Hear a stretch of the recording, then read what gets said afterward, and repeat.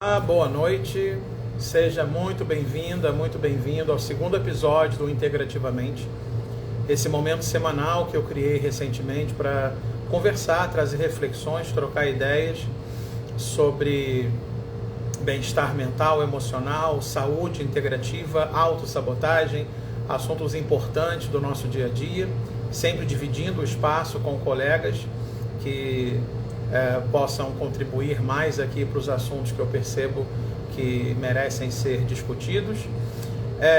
Esse é o segundo episódio do Integrativamente, que a gente tentou fazer na semana passada, e a gente está voltando aqui para retomar, porque houve algumas questões técnicas aqui. Essa já é a segunda vez que eu volto aqui, mas agora vai dar certo. Já vi que minha convidada está aqui, eu vou contextualizar rapidamente para trazer reflexão sobre a motivação, né, de eu ter trazido esse tema. Há alguns dias eu fiz uma postagem no feed aqui do meu perfil em que eu tratava sobre afastamento de algumas pessoas, né? Às vezes uma pessoa se afasta da gente não porque a gente tenha feito alguma coisa ou não, e sim porque essa pessoa muitas vezes não consegue ser quem ela precisaria ser para ter uma boa convivência com você. Muitas vezes a nossa vida, o nosso brilho, o nosso crescimento acaba incomodando, incomodando algumas pessoas, e as pessoas não sabem muito lidar com isso. Então é comum que afastamentos aconteçam por conta dessa diferença de momentos que a gente tem nas nossas vidas. E aí, depois dessa postagem, eu fiquei me perguntando se isso poderia ser estendido para a nossa família, né? Será que isso também acontece no âmbito familiar? Será que às vezes não existe ali talvez um mal-estar inconsciente, né? Que os pais até de repente costumam mascarar ou talvez não admitir, por um crescimento grande do filho? Ou será que muitas vezes o filho não fica puxando muito o seu próprio freio de mão para não desonrar pai e mãe? Quer dizer, como é que eu vou ter mais se meu pai e minha mãe têm menos? Enfim, essas situações autossabotadoras, e eu escolhi trazer esse tema, né, que tem o título de Como eu posso ser feliz e próspero se meus antepassados não foram, né? Existe uma família que já está organizada sistemicamente, energeticamente, socialmente, politicamente, antes da nossa chegada aqui, né? Então, como é que a gente lida com isso? Para discutir sobre isso, para conversar sobre isso, melhor dizendo, eu chamei uma terapeuta amiga querida, Lilian Kias, terapeuta integrativa sistêmica, para conversar comigo sobre esse tema. Eu vou convidá-la aqui, espero que dê tudo certo dessa vez, é a segunda vez que eu entro, só hoje. Vamos lá, vou entrar, vou te chamar aqui, Lilian, só aceitar por aí.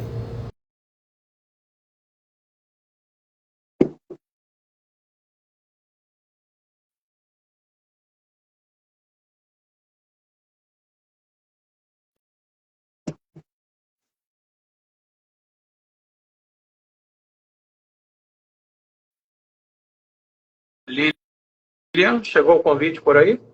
Fala comigo aqui no chat, por favor.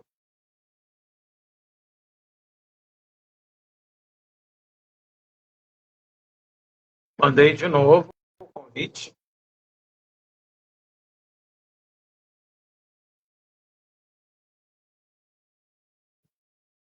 Opa, vou mandar pela terceira vez. Acho que agora deve ter chegado, não?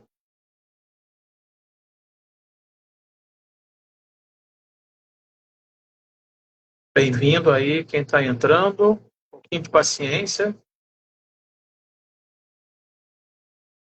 Eita.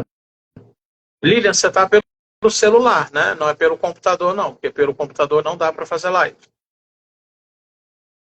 Você está no celular mesmo, é isso?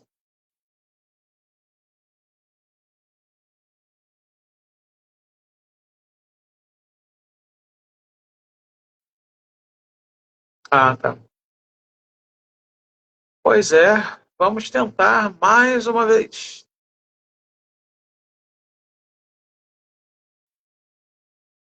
Pois é, como pode melhorar. Um, dois, três, quatro, cinco, cinco, cinco. Boa noite. Tá com delay aqui. Agora Opa, sim. Boa noite. não te vejo, Lilian. Meu Deus do céu. Não consigo enxergar você. Você me vê? Eu te vejo. Tu consegue me ver Ah, agora? não. E me escuta bem? Mais ou menos. O meu áudio saiu de novo. Estou te ouvindo bem baixinho. Deixa eu fazer um ajuste aqui rapidinho. Espera aí.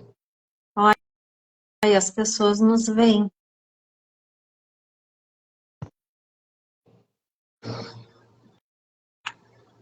Bem, tá me ouvindo agora, Lilian? Você me ouve bem? Te escuto bem, eu te vejo. A Franciele disse que vê nós dois. Uhum. Eu só me vejo, mas ok.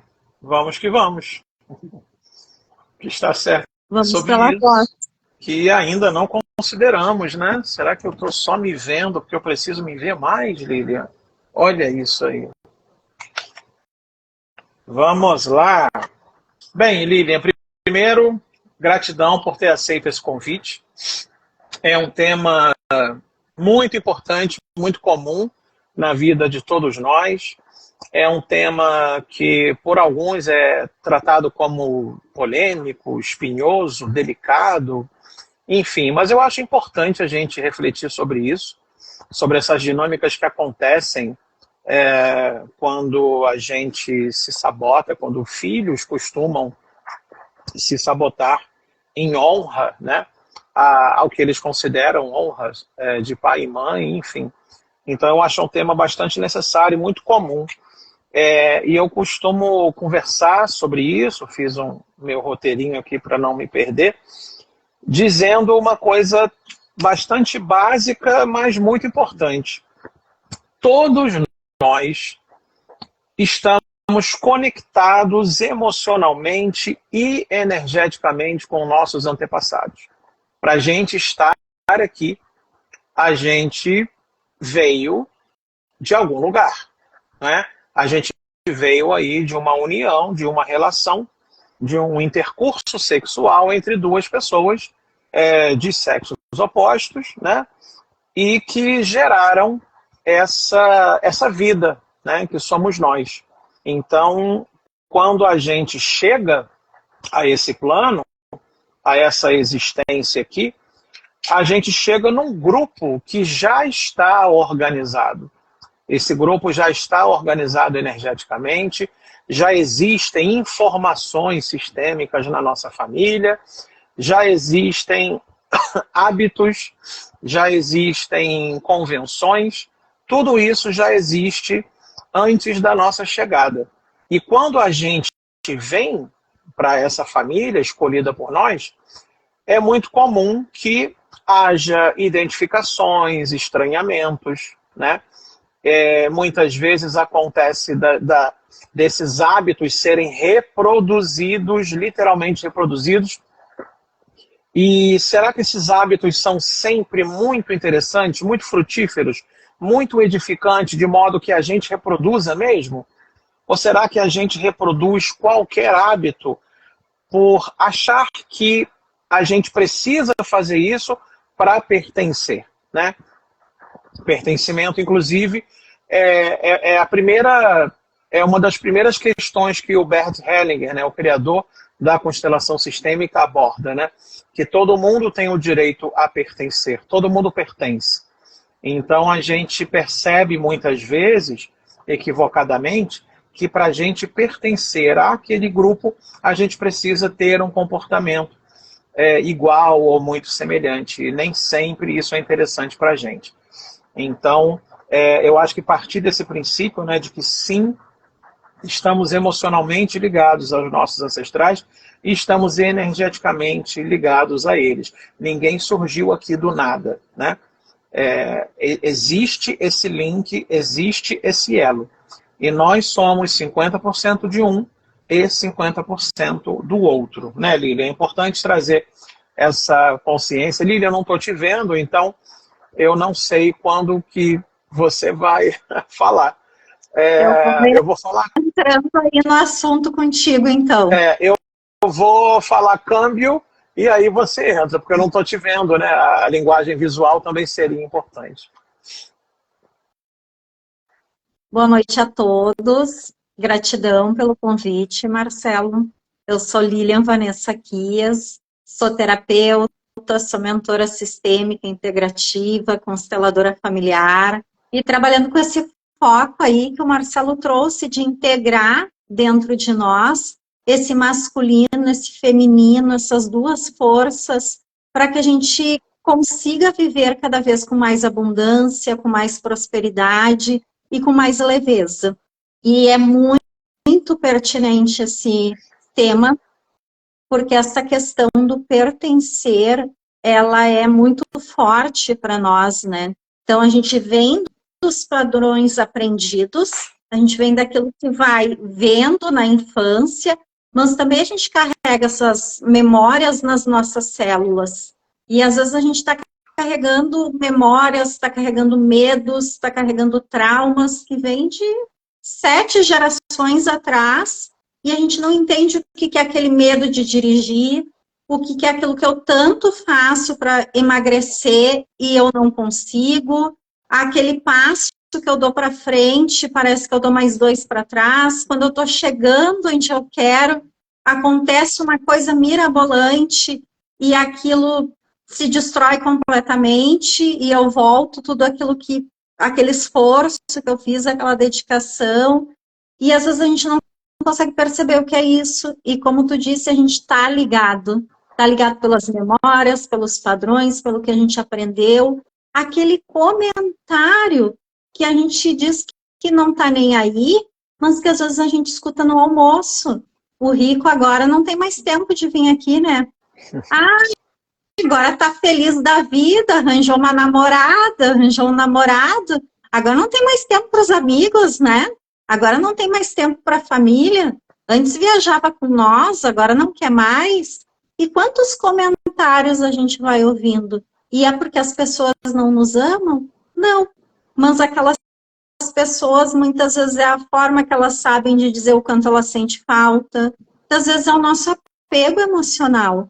Porque quando a gente começa a trazer um equilíbrio para o nosso emocional, quando a gente começa a entender que, ok, essa vida e essas escolhas são tuas e essas aqui são minhas, eu não preciso abraçar as tuas escolhas e a tua vida, eu tenho a minha para viver e para cuidar.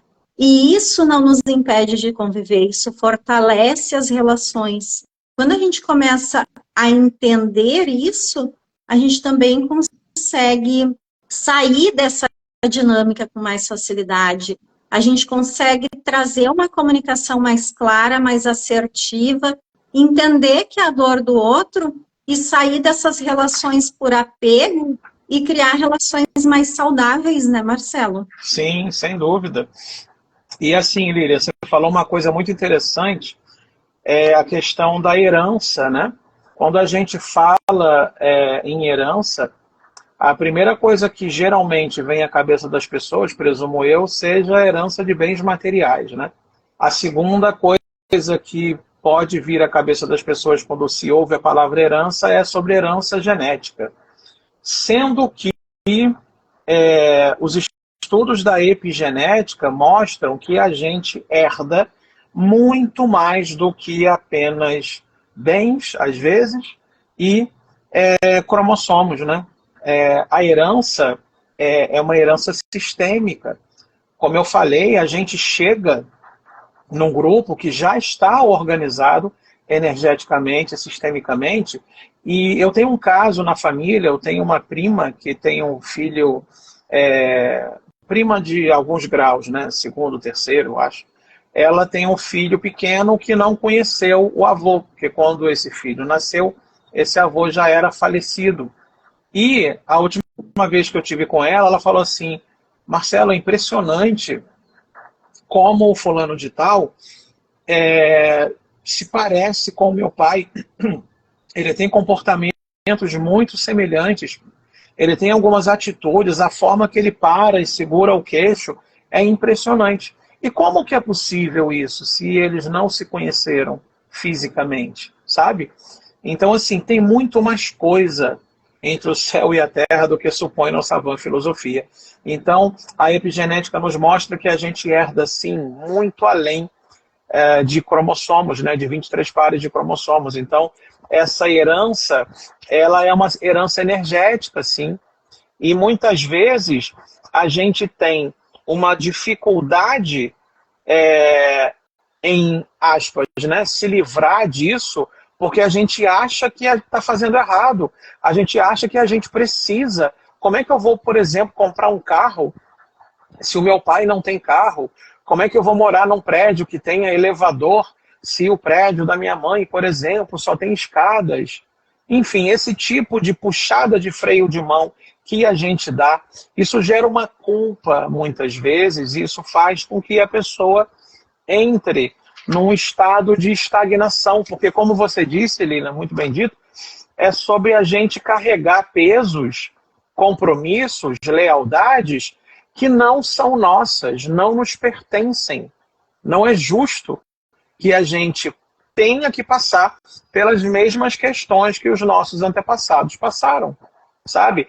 Enquanto a gente não tem essa consciência e essa clareza, a gente é muito comum que aconteçam, né, esses tipos de lealdades, né, inconscientes que a gente faz, e são lealdades invisíveis, em que a gente fica repetindo padrões para pertencer, para ser bem visto.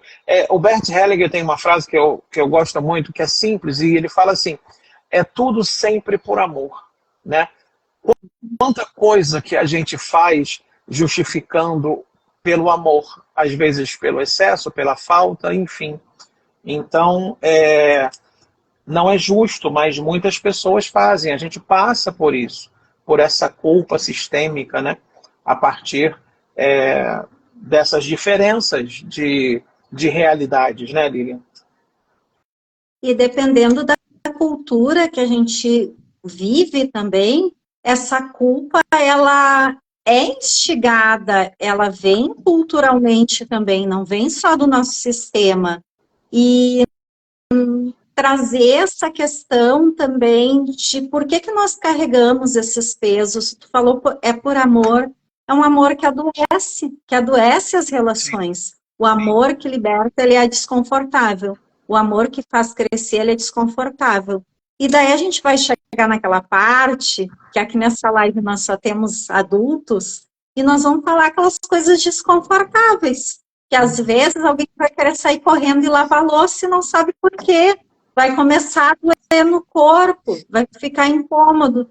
E acolher tudo isso que vai sentindo, porque é o nosso corpo dizendo, realmente tem algo que está tocando aqui. Então, por que a gente carrega esses pesos? Porque alguém disse, eu estou cansado, toma e leva lá. Não, nós escolhemos de forma inconsciente, mas nós escolhemos e nós aceitamos carregar esses pesos. E esse amor, o que eu costumo perguntar para as pessoas? Tu não suporta ver o outro sofrendo pela dor dele ou pela tua? E aí vem as verdades que doem. Eu não suporto ver o outro sofrendo porque eu não suporto a minha própria dor. Uhum. Então, eu vou carregando, daqui Marcelo que eu levo para ti, daqui mãe que eu levo para ti, daqui pai. Só que a mãe e o pai não estão só com o peso deles. Eles já pegaram lá do vô da avó. Esses já pegaram lá dos nossos bisa. E essa mochila só vai crescendo até que alguém olhe para tudo isso, consiga dizer foi como foi, consiga curvar isso, respeitar se eles carregaram isso, eles tiveram força para carregar isso. E eles, uma coisa que foi muito impactante para mim ouvir, virada de chave, eles já pagaram o preço para a gente ser livre. E a gente quer continuar naquele sofrimento, a gente quer continuar carregando aquilo. E entra de novo no apego emocional. Daí nos apresente, né, Marcelo? Quem é que vem de uma família totalmente equilibrada emocionalmente, que não tem uma dor, que não passou uma dificuldade, que não teve um revés na vida. E a gente, quando fala de ancestralidade, dos padrões, a gente não está falando de um passado tão distante, né? A gente está falando hoje de ter mais escolha. Hoje a gente consegue ter acesso a conteúdo na internet, conteúdo de qualidade que traz informação. Hoje a gente consegue ter acesso a terapia.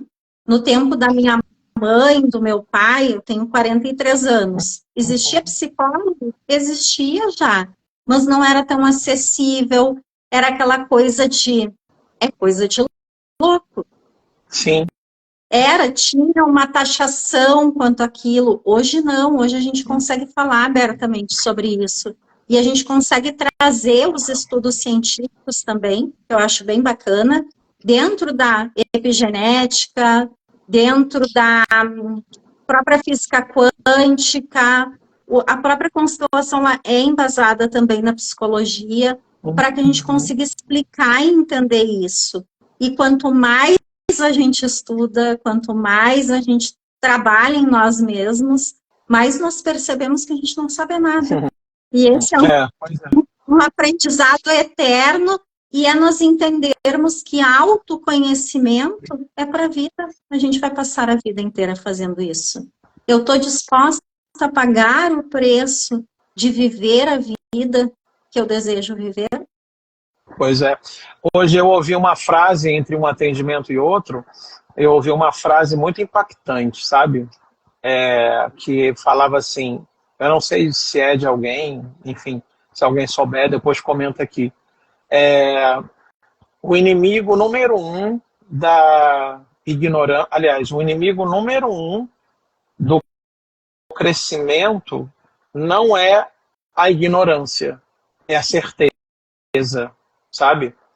O quanto que as pessoas estão lotadas de certezas, de sabedorias e de conhecimentos, e isso limita, isso estagna a pessoa, sabe? Eu costumo ter uma cautela tão grande para falar sobre alguma coisa, eu preciso ler, reler, sabe? As pessoas têm medo, eu acho, muitas vezes, de falar assim, olha, não sei, porque não pode, vão achar que eu sou burro e tal. Você falou isso, me lembrei dessa frase, né? Que o inimigo número 1 do conhecimento não é a ignorância, né? E sim as certezas que as pessoas têm.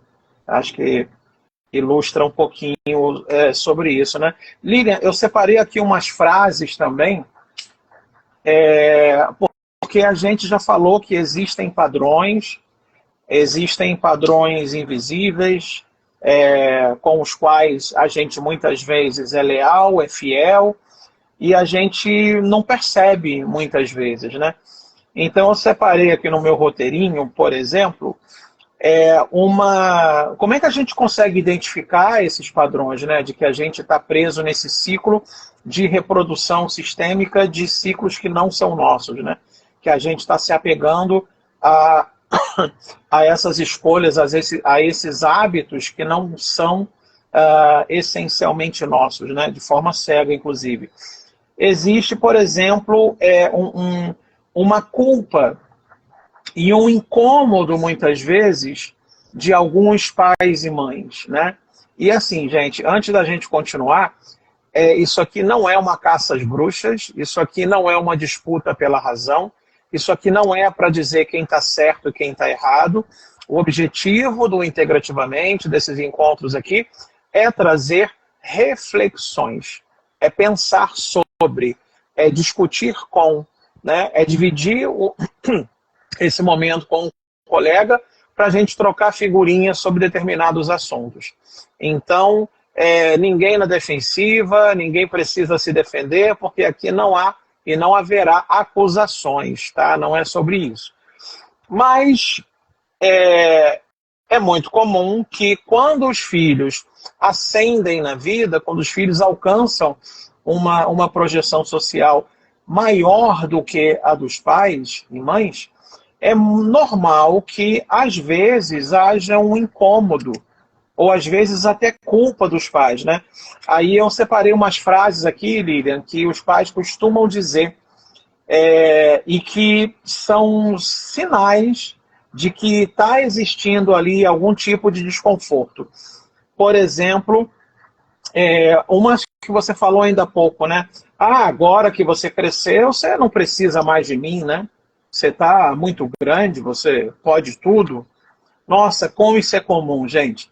E a mãe ou o pai que repetem isso, eles não percebem o quanto que isso está trazendo de informação e de consciência para a gente, né? O quanto de ferida isso traz. O quanto de... E não é que a mãe ou o pai não queiram que o filho cresça. Não é isso. Claro que eles querem.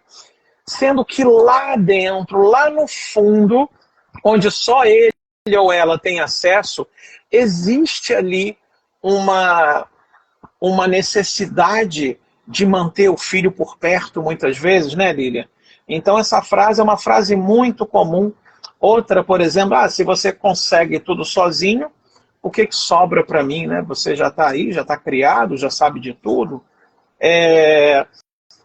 O filho que eu cuidei não existe mais, ele foi embora. Ou aquela célebre frase, que acho que provavelmente todos já devem ter ouvido pelo menos uma vez, que é: uma mãe é para 100 filhos, e 100 filhos não é para uma mãe. Não sei na tua terra aí, Lília, no Rio Grande do Sul, se existe essa frase repetida por aí, porque aqui no Rio de Janeiro, nossa senhora. E o que essa frase revela? Revela que o filho é ingrato, que ele não trata a mãe como deveria tratar, que a mãe é muito mais, digamos, que a mãe fez muito mais pelo filho do que o filho fez pela mãe. E, gente, é assim, né? É assim. O Bert Hellinger, o cara que criou a constelação sistêmica, ele diz que toda relação para ser funcional, toda relação para ser leve, ela precisa estar em equilíbrio entre dar e receber. Ok, menos relação de pai e filho, ou de mãe e filho. Essa sempre vai ser desigual, porque tudo que o filho faça, ou que a filha faça, não vai ser suficiente para devolver, para compensar o que os pais fizeram, que eles deram o que pra gente? Só a vida, né? Então é uma relação desigual. Pai e mãe dão e filho recebe, né, Lília? E voltando um pouquinho antes ali que tu falou sobre a certeza, né? Eu até ri aqui que eu tenho uma brincadeira, que eu tenho mulher, eu tenho mais dificuldade com direcionamento. E eu sempre brinco, se eu disser com certeza, dobra a direita, por favor, vira à esquerda. E daí a gente vai para o lugar certo. Porque é a bendita da certeza, né? E realmente, quando a gente está na certeza, é um passo para cair aí. Uhum. Sobre como perceber essa repetição.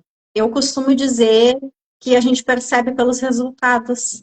Eu não estou atingindo os meus resultados, eu não estou chegando lá. Eu estou sentindo que eu faço além até às vezes do que precisa e eu não consigo chegar no lugar que eu quero. Então é importante, acho que a gente voltar um pouquinho atrás e dizer como é que começa isso também, né, Marcelo? Sim. Porque essa mãe e esse pai, em que momento que a gente toma essas decisões de carregar essas coisas, de olhar dessa forma? Na infância. Porque para sobreviver, a gente precisa minimamente que o pai e a mãe, ou especialmente a mãe, esteja bem. Porque a gente depende para ser alimentado, depende para ser vestido e depende de várias formas. E isso tudo é um processo inconsciente. Então, se é um processo inconsciente, eu ainda não tenho esse autoconhecimento, como que eu vou perceber? Às vezes, a gente precisa ser muito sincero com nós e ver que sim, que tudo aquilo que eu critiquei lá no meu pai, eu estou repetindo. E talvez de um jeitinho diferente. Talvez eu não esteja repetindo com a mesma intensidade. Eu já estou fazendo um pouco mais leve, mas eu estou fazendo. E isso é doloroso, e isso é difícil de ver sozinho, porque a nossa mente vai dizer, não olha para isso, vai lá dormir, vai lá fazer outra coisa, ocupa o teu tempo, e não olha para isso. Só que esse pai e essa mãe também que fazem essa cobrança do filho, a gente também precisa olhar que a gente tem muita dificuldade de separar o pai do homem e a mãe da mulher. Exato. E esse homem e essa mulher também tiveram um pai e uma mãe, que talvez não conseguiram estar disponíveis emocionalmente. E eles não percebem, muitas vezes, de forma inconsciente, que toda essa carência emocional eles estão depositando no filho. E eles mesmos estão se sentindo do que vai ser a minha vida se o meu filho for embora para outro país. O que vai ser da minha vida se o meu filho tiver a família dele e não vier aqui todo final de semana. Uhum. E esse movimento, esse medo também, essa última frase que tu falou, eu não conhecia. Mas aqui tem algo que está muito intrínseco de que os filhos precisam cuidar dos pais na velhice. Que a velhice é sinônimo de doença, de invalidez, e de que os filhos são para cuidar dos pais na velhice. E, na verdade, os pais cuidam dos filhos, preparam eles para a vida até que eles possam se tornar adultos, passar essa vida adiante, seja através dos próprios filhos, seja através dos seus projetos, de que forma for. E esse pai e essa mãe, eles podem voltar a viver a vida deles. Seja se eles estiverem sozinhos naquele momento, seja a vida do casal. Só que se esse pai e essa mãe nunca tiveram uma vida para eles, não sabem o que é isso, não tem permissão, não sabe que pode. Esse casal já tem um conflito que já colocou o filho ali no meio para conseguir conviver. Muitos casais, desculpa interromper, muitos casais acabam quando os filhos nascem, né? Sim. E aí é uma dificuldade também que muitos pais e mães também não conseguem, né? Da mesma forma que filhos têm uma certa dificuldade, sim, em dissociar o pai do homem e a mãe da mulher, os pais também têm uma dificuldade em dissociar a mãe da esposa e o pai do marido. Parece que é muito comum, eles esquecem que são um casal. É muito comum em alguns casais a relação esfriar, inclusive. E aí, esse tipo de casal, quando os filhos saem de casa, vão morar sozinhos ou se mudam para outro lugar, nossa senhora, é a morte, né? E aí vem aquela frase que eu acho um pouco dramática, por isso que eu perguntei se aí no Rio Grande do Sul existe, né? Aqui no Rio de Janeiro se repete muito isso. Uma mãe é para 100 filhos e 100 filhos não é para uma mãe, né? Mas e aí vem o titio Bert Hellinger, criador dessa bagaça toda, e fala, sim, a relação de mãe e filho é desigual. E é assim, é para ser desigual mesmo. Mãe e pai dão e filho recebe. Quando a gente tenta compensar isso, aí a gente se enrola, aí a gente para, aí a gente fica estagnado, a gente não consegue avançar. Alguns pais têm uma certa dificuldade em lidar com isso que você acabou de trazer, né? É um hábito bastante comum se acreditar nisso, né? Que a obrigação dos filhos, quando os pais envelhecem, é cuidar deles, né? Muitos pais que estão nessa faixa etária têm muita dificuldade em reconhecer que não é assim. Da mesma forma que também na maturidade, pais e mães também não têm mais obrigação de cuidar dos filhos. Eles já deram o suficiente, né? E quando muitas vezes isso é dito, o filho é ingrato, não dá valor a tudo que recebeu, é bastante desafiador, né, também. A vida é cheia de ciclos, de ritos de passagem, né? Da infância para a adolescência, da adolescência para a fase adulta, da fase adulta para a meia-idade, assim como para os pais também, né? Atingir a terceira idade nem sempre é muito fácil. Você vê pessoas indo embora, parentes indo embora, mas atingir a meia-idade também, essa idade que a gente está, Lília, você é um pouco mais nova do que eu fiz 50 esse ano, embora não pareça, claro. um filtrinho aqui para disfarçar. A gente também tem dificuldade em lidar com isso, sabe? Mas o que atrapalha também é cobrança. O que atrapalha é essa cobrança, é essa forma equivocada que uns olham para os outros, sabe? Sim, e quando a gente decide, eu vou ocupar o meu lugar, é ocupar o meu lugar, eu vou ser filha dos meus pais, eu vou ser irmã dos meus irmãos, eu vou ocupar o meu lugar, eu não vou ser mais a mãe do meu pai e da minha mãe, eu não vou ser a mãe do marido, da esposa, só que a outra parte, às vezes, ela não está preparada para isso. Aquilo que tu falou lá no início dos afastamentos. Sim. E o outro não tem que mudar para me acompanhar. E é aí que muitas vezes a gente começa a mudar, eu estou bem, só que eu não estou pronta para viver o desconforto. Eu não quero viver o desconforto dessa mudança e desse crescimento. É doloroso. E daí, o que eu faço? Tu muda junto comigo. Tu tem que fazer, tu tem que ir junto comigo. Tu tem que fazer assim. Agora fui na psicóloga, fui lá no terapeuta, eu escutei lá na live e agora vamos todo mundo fazer isso. Pois e vai ser desafiador, porque as pessoas muitas vezes não vão nos acompanhar. Mas com paciência, vivendo o nosso processo, fazendo a nossa transformação, como nós estamos conectados pelas nossas células, nós estamos conectados energeticamente, nós vamos impactar nesse sistema. E muitas vezes, algumas pessoas vão escolher uma mudança também. Outras vezes, elas não vão escolher. E daí nós vamos ter que viver o desconforto de colocar os limites, de aprender a colocar limites de forma saudável.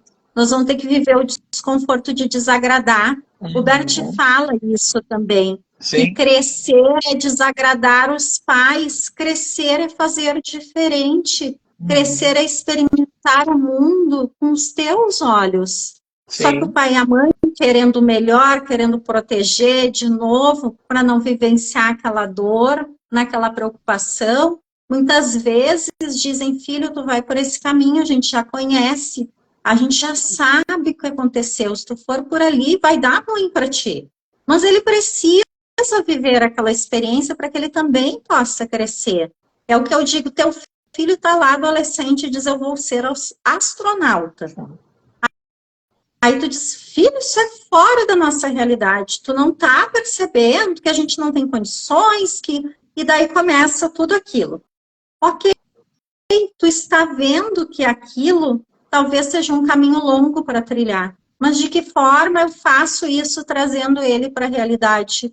Ok, filho, que bacana, eu acredito em ti, eu confio em ti. Vamos começar a se preparar? Vamos olhar o que precisa. Olha só, tu vai ter que estudar isso, isso e isso, tu vai ter que abdicar de tal e tal coisa. Traz ele para a realidade, sem deixar de incentivar ele. Mas às vezes esse pai e essa mãe trabalham 12 horas por dia, tão cansado, não tem esse conhecimento, não tiver esse apoio. E aquilo que tu falou antes não é sobre caça às bruxas, não é sobre julgamento, Sim. E não é sobre culpa, é sobre responsabilidade. Exatamente. Voltamos a Bert, quem se sente culpado é a criança para se manter inocente. O adulto suporta o desconforto, paga o preço, faz aquilo que se requer para que ele cresça. Então, e assume a responsabilidade das suas escolhas. E o próprio... E a gente está falando aqui hoje dentro do nível de conhecimento, dentro dos aprendizados, dentro de tudo que a gente viu em consultório, até hoje. Semana que vem a gente pode vir fazer essa live e trazer outras informações. Sim. Porque nós, amanhã de manhã, não somos a mesma pessoa que abriu essa live. Quem dirá semana que vem? Olha, para quem está aqui na live e para quem vai assistir no futuro, eu não estou enxergando a Lilian, tá? Ela está me enxergando, algum probleminha aqui no Instagram. A tela do meu celular eu apareço de cima a baixo, então às vezes pode parecer que eu estou interrompendo a Lilian porque eu não estou vendo a Lilian. a tela do meu celular, sou todo eu aqui, tá? Então a linguagem visual, ela ajuda muito, né? Ela indica quando que a pessoa está caminhando para o final da frase, enfim. Então eu não estou com essa sensação aqui. Eu não tenho a visão da Lilian. Então, Lilian, já peço desculpas mais uma vez se eu estou te interrompendo, porque eu não estou percebendo visualmente quando você caminha para o final de um pensamento. Então, desculpa aí, tanto você como quem está assistindo, que eu não costumo fazer isso, mas de repente eu vou interromper porque eu não estou enxergando você mesmo, né? E só para complementar. Marcelo, Sim, claro. eu também vou acabar te interrompendo, porque como tu não me vê, acaba acontecendo. Não, Nós relaxa. vamos fazer as frases sistêmicas agora. Tu vai dizer para ti, agora eu me vejo, e eu vou dizer, agora eu permito que você me veja, Exatamente, exatamente. para ter uma leveza aí no meio da live. Sim, sim, com certeza. E queria complementar com o que você disse também. Ai, me perdi. Eu tinha anotado aqui. Quer dizer, eu tinha anotado mentalmente, mas eu não anotei no papel. Desculpa. Não, não, acontece. Eu costumo anotar tudo para não me perder. Mas, enfim, perdeu. Daqui a pouco o campo traz de volta. Sobre essa questão da culpa, né? Muitas vezes... Ah, lembrei. Você disse que o filho vai ser astronauta e não vai por aí. E como o Bert falou, né, Bert Hellinger, a gente vai falar o nome dele várias vezes. Bert Hellinger foi um psicoterapeuta alemão que criou a constelação familiar, né? Aliás, a constelação sistêmica, né, em todos os seus braços. Ele dizia uma coisa muito interessante, que é tudo sempre por amor, né? Ou por excesso, ou por falta de demonstração. Então, o pai e a mãe, quando faz isso, ele faz por amor, porque ele vai querer que o filho não passe pelas dores que ele passou. Mas o que ele não percebe é que isso não é uma atitude que propicia crescimento. Isso é uma atitude que limita, que traz para baixo, que impede de crescer. E muitas vezes, você comentou ainda há pouco, né, que de repente o pai e a mãe podem não ter conhecimento sobre aquela determinada área, e muitas vezes acontece também do pai e da mãe projetarem no filho aquilo que eles não conseguiram realizar. Eu não pude ser atriz, minha filha vai cursar teatro. Eu não pude ser cantora, minha filha vai fazer aula de canto. E muitas vezes, Lilian, eu percebo que acontece ao contrário também. Às vezes o pai e a mãe queria, sei lá, de repente ser médico.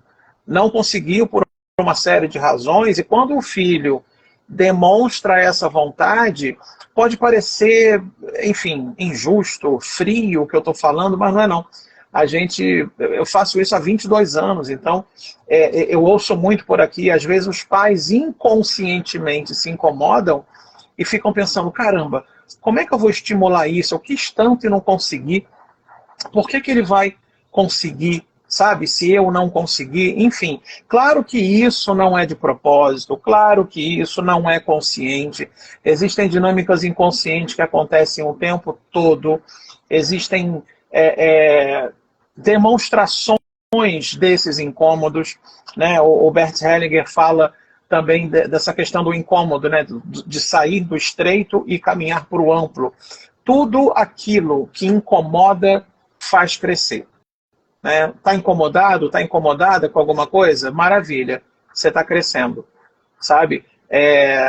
Estudar para muita gente é sofrido, maravilha, está te fazendo crescer. Ir à academia é incômodo para muita gente, maravilha, está te trazendo saúde. Então, tudo aquilo que contribui para o seu crescimento quase sempre é incômodo, e as pessoas têm que ter a consciência de que elas vão ter que passar por aquilo, né? Não dá para fugir, a menos que você queira ser uma criança ferida, infantiloide, dependente a vida toda, né? E aí, Lilian? Tu trouxe uma questão interessante, que hoje eu vejo muitos empreendedores reclamando da questão da mão de obra, que não tem pessoas comprometidas numa faixa etária. E essa é a geração também dos pais que disseram, eu passei trabalho, o meu filho não vai passar. E daí hoje a gente tem essa geração que muitas vezes não consegue se comprometer, que escuta uma crítica e não consegue lidar com aquilo, que não consegue respeitar a hierarquia, porque a gente teve esse movimento lá atrás, se foi tão difícil para mim, peraí que tu não vai passar dificuldade. Eu não sei se acontece aí com vocês, mas aqui é comum de vir essa reclamação. E é por amor, né? E é um ato de amor. E assim como os pais, né? Eu comecei a falar um pouquinho ainda há pouco sobre a culpa e o incômodo que, às vezes, o crescimento de um filho gera no pai e na mãe. É uma falsa sensação de que não é mais necessário naquela vida, né? E aí frases típicas como, agora que você cresceu, você não precisa mais de mim, o filho que eu cuidei não existe mais, enfim. Todas aquelas demonstrações de que é como se fosse uma ameaça. Meu Deus, eu vou perder o amor do meu filho, da minha filha. Não, não perde não, né? Tem também uma questão gerada nos filhos, né? Por conta do sucesso ou da independência. É muito comum que os filhos, em contrapartida, apresentem alguns equívocos também, como, por exemplo, aquele pensamento, meu Deus, como é que eu vou ser feliz? Como é que eu vou crescer? Os meus pais podem se sentir inferiorizados. Caramba, como é que eu vou ter um carro se o meu pai não tem?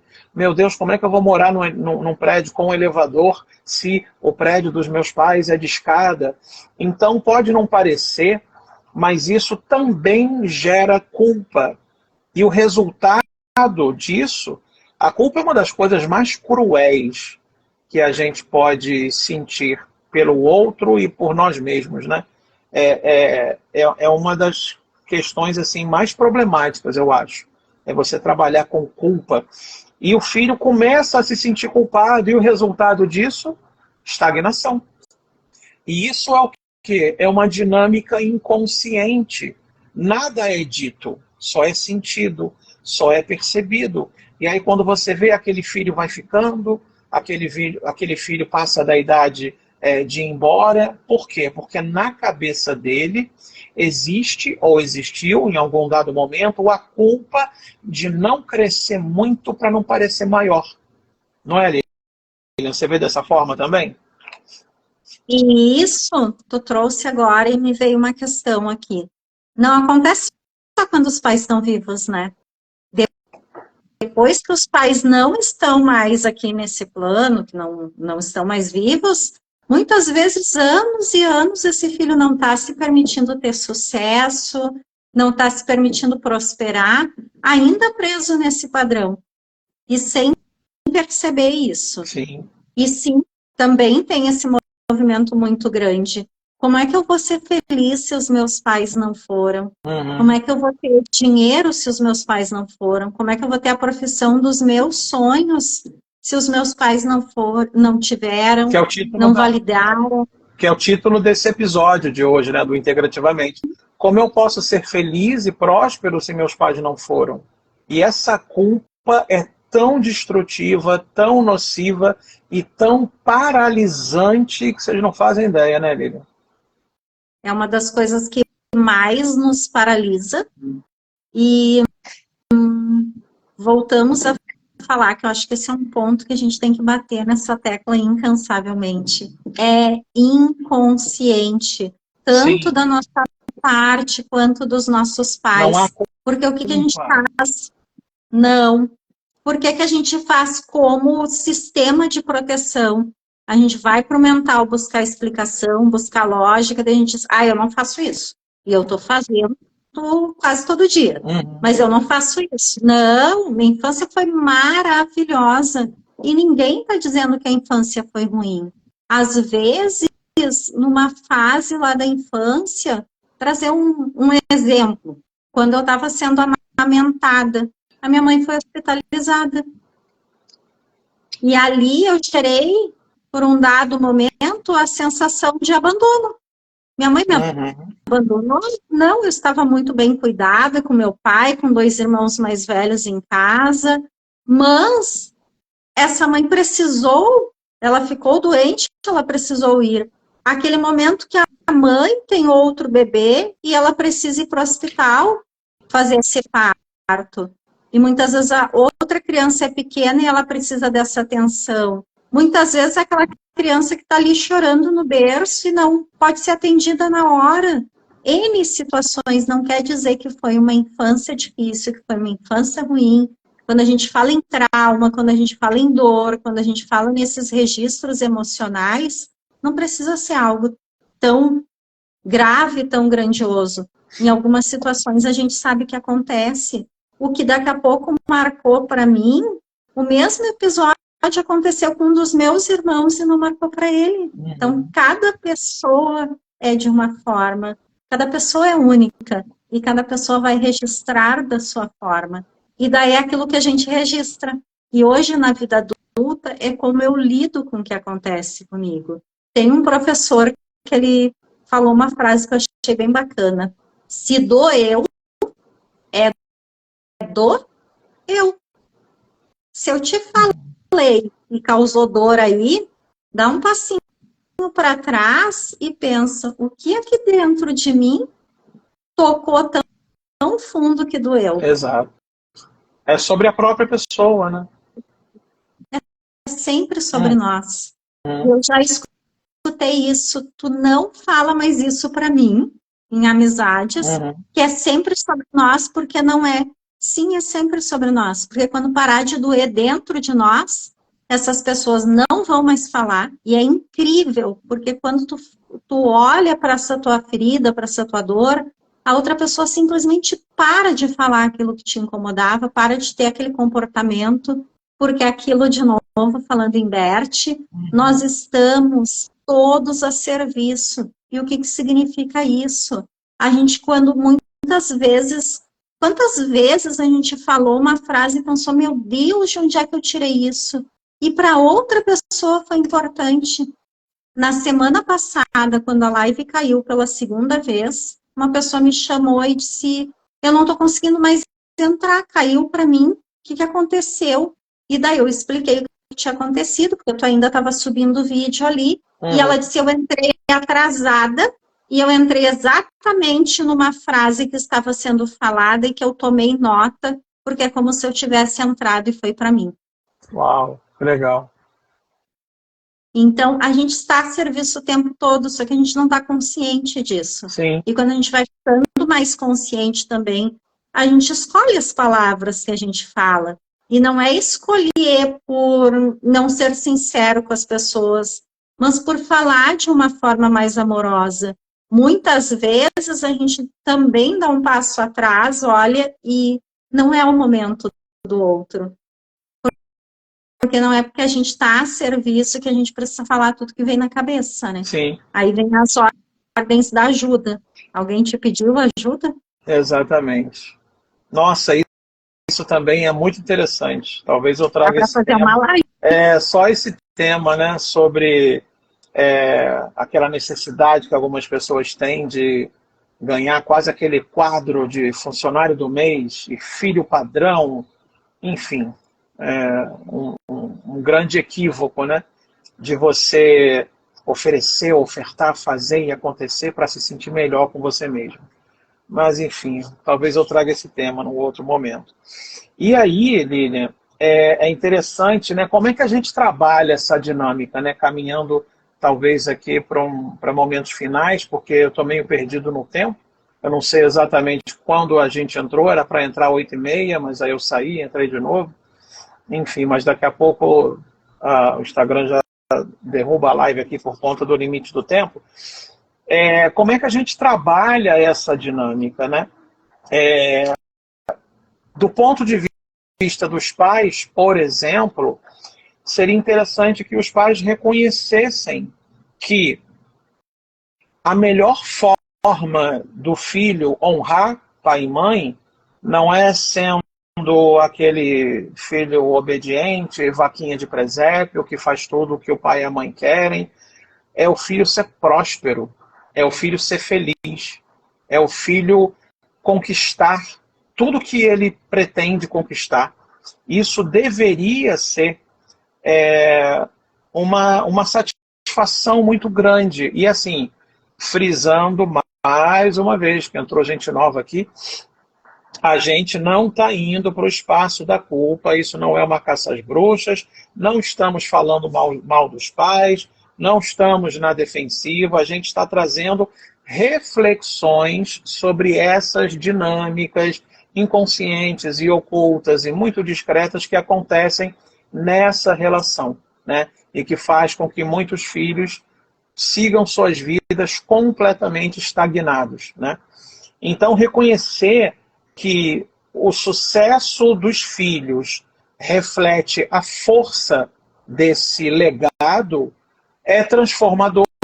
Isso vai fazer com que os pais tenham orgulho do seu filho. Não, meu filho chegou até onde ele escolheu seguir. Ele pode parecer maior do que eu, mas não importa, né? Deveria ser dessa forma, mas muitos pais têm essa dificuldade por uma série de razões que a gente também pode trabalhar num outro momento, né? Ao permitir que os filhos voem, na verdade, os pais liberam energeticamente esses filhos para serem plenos. Isso é a maior prova de amor que pais podem dar para seus filhos. É permitir o voo, é não ficar incomodado com o crescimento do filho, sabe? É ficar feliz com as vitórias. Enfim, isso é a verdadeira prova de amor que os pais podem dar a seus filhos, né? Então, ressignificar isso dentro de si significa ter que se despir do orgulho, significa ter que se despir das suas próprias frustrações, muitas vezes. A gente sabe que as realidades eram outras, mas que agora também existem outras dificuldades, né? Havia dificuldade no passado, mas existem no presente também, e são outras, são de outra ordem. Mas ressignificar isso, você energeticamente deixa esse filho voar, né, Lília? E tu trouxe uma coisa bacana, é a gente entender que o modelo de 30 anos atrás já não cabe mais agora. Quem dirá de 60, quem dirá de 100, e daqui a 10 vai mudar, e são desafios diferentes, são formas diferentes de construir, de criar.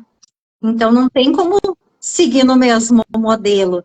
E deixar esse filho experimentar a vida, permitir que ele cresça, que ele viva os desafios dele, olhar realmente isso. Esse filho ele só pode estar fazendo isso porque veio essa força que vem de antes desses pais, que passou através desses pais. E esses pais também buscarem olhar que agora que esse filho está ficando adulto, ou naquele momento que ele se tornar um adulto, o quanto eu posso de novo olhar para a minha vida. O quanto eu dou conta de olhar também para as minhas dores, para as minhas feridas, para as minhas carências e buscar essa vida mais plena para mim. Porque esses pais também podem, nunca é tarde. Sim. Tem pessoas aí com 80 anos que retornam para a universidade, tem pessoas com 80 anos correndo, coisa que jovens com 20 não estão fazendo. Então, a gente tirar esses mitos da velhice que a gente tinha antes, a gente começar a quebrar esses padrões e mitos que, sim, de repente hoje não é possível, porque hoje tu tá com esse foco, com essa energia no teu filho, mas quando ele crescer, tu libera ele para a vida para te liberar também. Uhum. Eu assisti um filme há alguns dias sobre a vida do Rubens Paiva, né, aquele deputado que foi assassinado na época da 1-2, né, que foi assassinado na época da ditadura. Esse filme que a Fernanda Torres está concorrendo ao Oscar de melhor atriz, né? E quando se fala, eu tô velho, tô cansado, não tenho mais força, e muito bem dito por você, quer dizer, todo momento é momento de começar, todo momento é momento de recomeçar. Depois que o o Rubens Paiva foi assassinado e nunca acharam o corpo, como era comum naquela época, a Eunice Paiva, ela foi fazer direito aos 48 anos. Ela poderia entrar ali, né, quer dizer, usando o enredo do filme aqui para ilustrar, ela poderia entrar no vitimismo, tô viúva com 6 filhos, eu acho, 5 ou 6 filhos, mas não, ela pegou as rédeas da própria vida e falou, não, vamos embora, agora vamos agir. Mataram meu marido, mas eu tenho uma família para dar conta. Então é sobre isso, é sobre a reação que a pessoa muitas vezes consegue ter e ser, né? Muitos desanimam, mas é sempre momento para recomeçar. Quem me segue aqui sabe que eu sou professor também. Em algumas manhãs eu tive, quando eu dava aula para o PEJA, à noite, isso tem muitos anos, eu tinha uma aluna no PEJA, Educação para Jovens e Adultos, né? Ela tinha 78 anos, Dona Francisca, que eu soube recentemente que faleceu. Dona Francisca tinha 78 anos e o sonho dela era aprender a ler, aprender a escrever o próprio nome. Uma mulher com quase 80 anos que subia as escadas da escola com a muleta dela. Quando o aluno me atrapalhava, me interrompia, ela dava uma bengalada, era um barato. Dona Francisca em sala de aula. Então, assim, tudo é uma escolha, até a não escolha, sabe? E aí, voltando um pouquinho mais também do que você disse, é chato isso, eu não estou te vendo, eu não sei que cara que você está fazendo, eu não sei se você está querendo falar, enfim. Só para concluir mais isso. Sorrindo, se eu precisar falar, eu vou te atropelando, sorrir para a Dona Francisca, porque é sobreviver dela nos mostra que é sobreviver, se eu estou viva, eu estou aqui, eu vou fazer aquilo que eu desejo, que eu tenho vontade. Ai, mas eu tô com 78, eu não sei se eu vou completar esse curso. Faz. Aquela história do aqui e agora, as coisas estão acontecendo no aqui e agora. É isso. E honrar os antepassados não significa repetir suas dores. Muitos pais têm um hábito, e de novo, não é sobre culpa, ninguém precisa ir para a defensiva, a gente está refletindo sobre essas relações, de falar assim, eu passei por isso e não morri. Eu apanhei e não fiquei traumatizado. Não? Tem certeza? Eu passei por isso e estou aqui. Enfim, mas por conta disso, o filho ou a filha precisam passar pelas mesmas dores, sabe? Então é quase que muitas vezes uma vingança. Eu passei, ele vai ter que passar também. Então, a hora que as pessoas perceberem que honrar os antepassados, né, também não significa reproduzir suas dores, seus hábitos, e que o maior tributo que a gente pode prestar aos nossos antepassados é sermos felizes, prósperos, abundantes, termos a nossa independência financeira, viajarmos casa própria e carro e blá, blá, blá, blá, blá. O pai e a mãe devem olhar isso e falar e pensar assim, caramba, eu dei certo. Eu dei certo como mãe, eu dei certo como pai. E nem sempre isso acontece por questões lá dentro. A gente entende que todo mundo teve suas dores, que todo mundo teve seus traumas, está tudo bem, tá? Isso aqui não é um tribunal, pelo amor de Deus. É só para a gente refletir um pouquinho sobre isso e para a gente escolher fazer diferente, sabe? Como eu disse há pouco, é sempre tempo de começar e é sempre tempo de recomeçar. Mas para isso a gente precisa olhar para dentro e precisa se conhecer. Precisa ver o que está aqui dentro, precisa conhecer as nossas próprias dores, precisa conhecer os nossos próprios traumas. Não, eu não tenho trauma. Para! Todo mundo tem, sabe? Todo mundo, eu tenho, você tem, nossos pais têm e está tudo certo. Sendo que traumas podem ser ressignificados. Eles não precisam conduzir a nossa vida. Eles não precisam fazer com que a gente crie crenças a partir deles. Mas eu sou muito saudável, não preciso de psicólogo, de terapeuta, de psiquiatra, então. Nossa, quando se fala em psiquiatra, não sou maluco. Caramba, todo mundo precisa, cara pálida. Todo mundo tem questões. falei disso um dia desse na casa dos meus pais. Todo mundo passa por essas questões. Todo mundo tem uma casca de ferida aí. Vamos assumir isso. Ah, eu tenho dificuldade em fazer isso. Beleza, procura ajuda para mudar isso dentro de si e fazer com que as relações fiquem diferentes.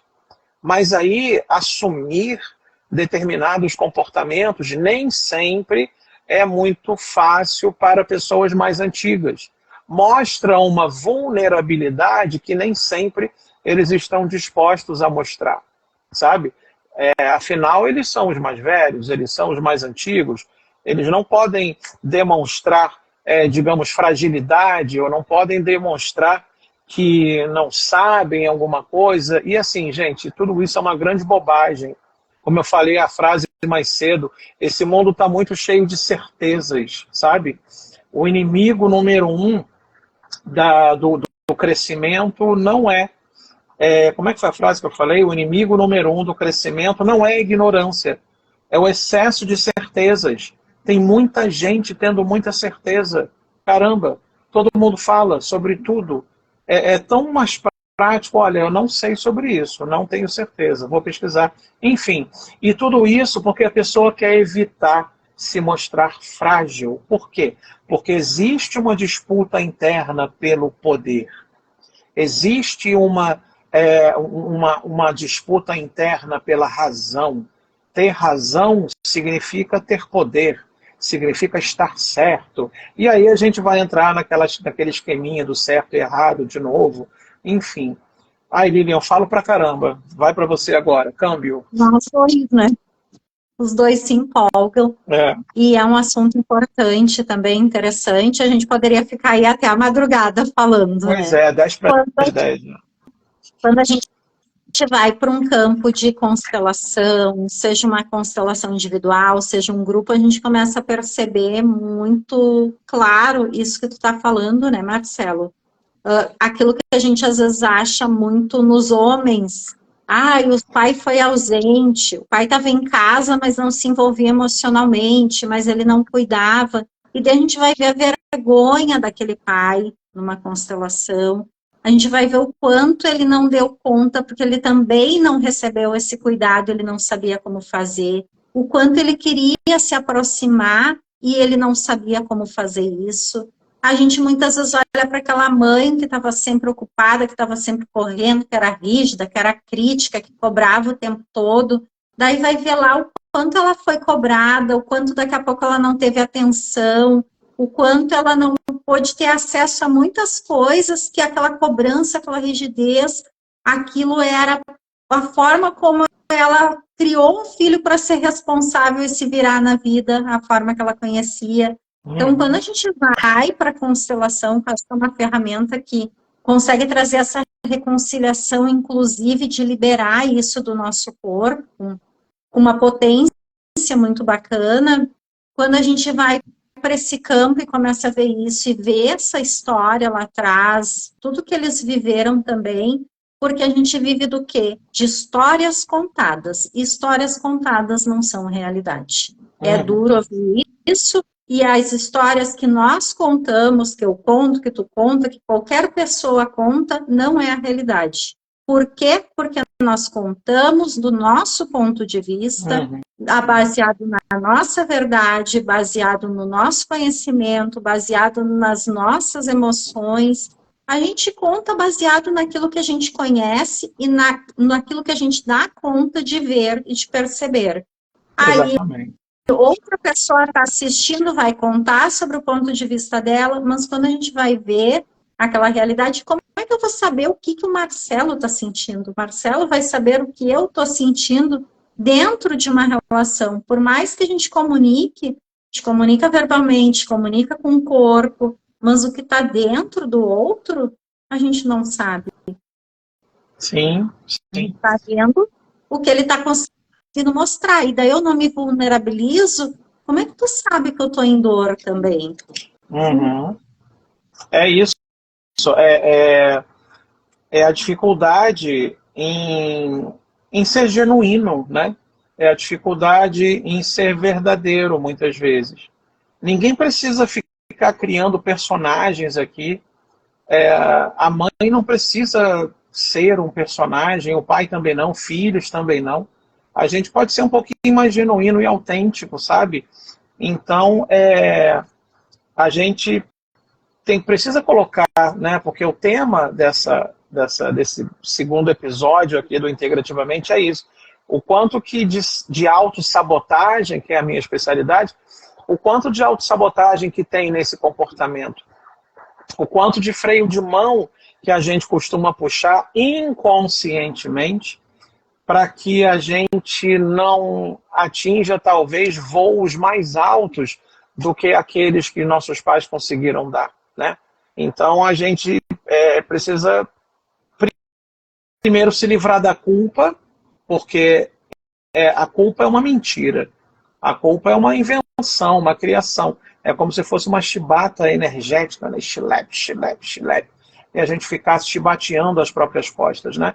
Ai, Marcelo, mas assim, eu às vezes tento ascender na vida e eu percebo que eu causo talvez uma certa frustração ou incômodo, uma tristeza que é inconsciente nos meus pais. O que eu faço? Lembra do Procurando Nemo? Lembra da Dory? Continue a nadar, continue a nadar, continue a nadar. Essa é uma questão que o pai e a mãe vão precisar trabalhar neles, sabe? Essa não é uma preocupação, pode parecer meio frio isso que eu vou dizer, mas é real. Essa não é uma preocupação que o filho deveria ter, né? O pai, E porque talvez esse pai, essa mãe não quer olhar isso, está incomodando o filho. Uhum. Então ele assume a vida dele, ele assume a responsabilidade pela vida dele, o desconforto dele e faz o que se requer, faz aquilo que precisa, toma as decisões, sustenta ter sucesso mesmo que alguém esteja de cara virada, não esteja legal, e deixa o pai e a mãe com aquilo que é deles. Se eles não Sim. querem olhar para isso, se eles não querem ir para o terapeuta, deixa com eles isso. É difícil, é doloroso, mas é possível. Pode parecer frio, inclusive, a gente falar dessa forma, ai, que filhos ingratos, mas não é não. A felicidade e a prosperidade da gente são a maior homenagem, são o maior motivo de honra que a gente pode ter e demonstrar sobre quem veio antes. Significa que os ancestrais olham para a gente assim, caramba, olha lá, onde esse cara está chegando? A gente deu certo. Eu fiz uma boa criação, eu dei certo como mãe, eu dei certo como pai. E se, infelizmente, né, enfim, sem ir para julgamentos aqui, o pai e a mãe muitas vezes não têm esse comportamento, essa clareza, solta, se livra dessa culpa, porque não é justo, né, com ninguém, e, como você disse, deixa isso para o pai e para a mãe resolverem. Quando a gente chegou, eles já existiam. Quando a gente chegou, eles já davam conta de uma série de coisas, né? Quando a gente chegou, eles já... enfim, ia para uma outra área aqui, mas que não cabe agora. Lilian, acho que daqui a pouco vão derrubar a gente, vai dar 10 horas aqui.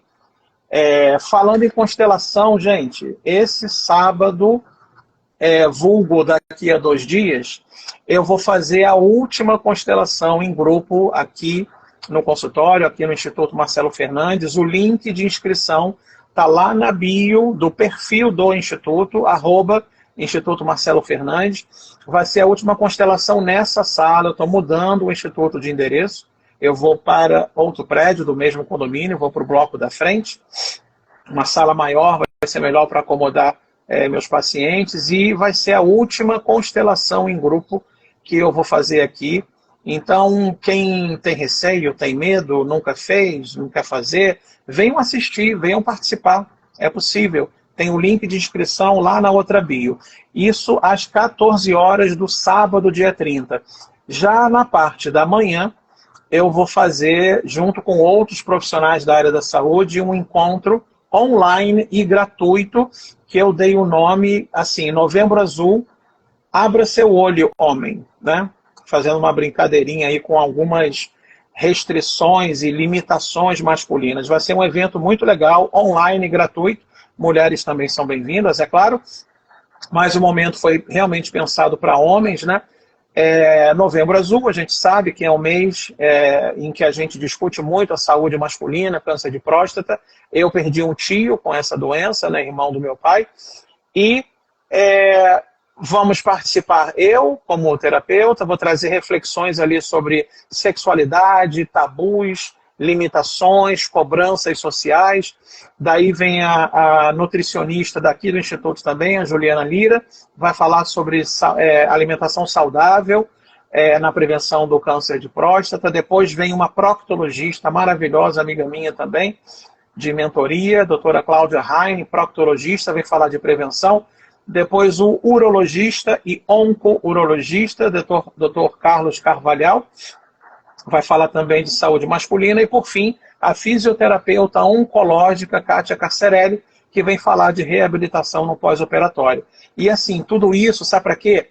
Para abrir um pouquinho essa cabeça desses homens e fazer com que eles entendam que esse assunto é importante, sabe? 75% dos cânceres acima de uma determinada idade são em razão desse medo, desse receio, desse tabu. Então, ó, fica o convite aqui, sábado, na parte da manhã, vai ser esse evento do Novembro Azul, online e gratuito. E eu falei, repito aqui, quem quiser entrar, e os homens muitas vezes não querem se expor, eu não vou implicar se ficar com a câmera fechada. Vai ser o primeiro evento que eu não vou implicar com câmeras fechadas, tá? E na parte da tarde, a última constelação em grupo aqui nessa nossa sede, tá bom? Então, assim, gratidão, Lilian, por ter aceito esse convite, gratidão por ter dividido comigo esse espaço aqui, para a gente trazer reflexões sobre novas formas da gente conviver com essas questões, tirando esse peso e cada um ficando com o que é de sua responsabilidade, sem a gente ficar carregando, os pais também carregando pesos que não são seus, tá bom? Considerações finais, Lilian? Fica à vontade, a casa é sua. E também os pais permitirem essa prosperidade dos filhos, permitirem a própria prosperidade, porque a forma como os pais cuidam de si é a forma que eles estão ensinando os filhos a se cuidarem também. Quando os pais estão cuidando dele, estão dizendo para o filho que ele também é importante, que ele pode fazer isso. Então, gratidão, Marcelo, por essa oportunidade. É sempre incrível estar aqui compartilhando contigo, fazendo esse bate-papo, e que possa ter agregado aí, trazer algumas sementinhas e alguns auxílios aí para todos. E a gente cresce nesse movimento também, né? Exato. Então, só agradecer aqui. Que bom, Lília. É sempre muito bom conversar com você. Você é uma pessoa muito afetuosa, muito amorosa, uma companhia muito leve, né? Daqui dá para sentir, perceber a tua leveza. Fora esse sotaque gaúcho, né? Você não viu o som que a pessoa está abrindo aqui, né? Mas na próxima vai. A gente conseguiu fazer, as pessoas conseguiram nos ver e está ótimo. Sim. Gratidão. Eu não te vi em momento nenhum, vou ver depois gravada para ver se eu te interrompi demais. Tá bom? Obrigado, Marcelo. Obrigado a todos. Lilian. Um beijo no coração. Gratidão, gente, por quem esteve aqui, por quem assistiu, por quem vai assistir ainda no futuro. Eu vou encerrar aqui agora e vou deixar gravada se tudo der certo, tá bom? Beijos e até a próxima quinta-feira com mais um episódio do Integrativamente, abordando um outro tema que eu vou revelar aí ao longo da semana, tá? Beijos, pessoal. Tchau, tchau. Boa noite.